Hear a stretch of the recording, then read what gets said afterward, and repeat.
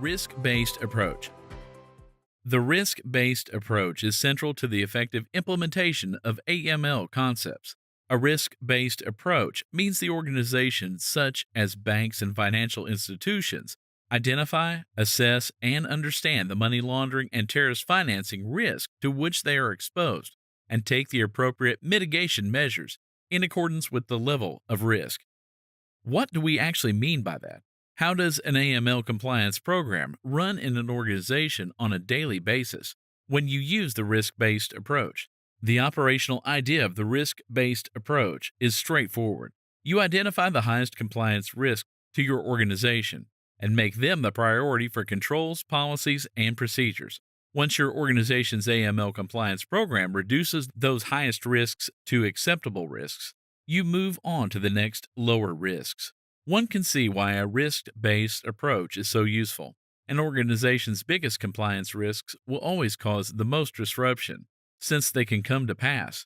Time spent on investigations, money spent on regulatory settlements, unwanted headlines, business partnerships jeopardized, and so forth.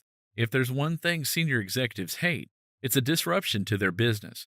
So, operationally, a risk based approach makes huge sense. The flexibility allows for more efficient use of resources, as organizations can decide on the most effective way to mitigate the money laundering and terrorist financing risks they have identified. It enables them to focus their resources and take enhanced measures in situations where the risks are higher. They can also apply simplified measures in lower risk activities.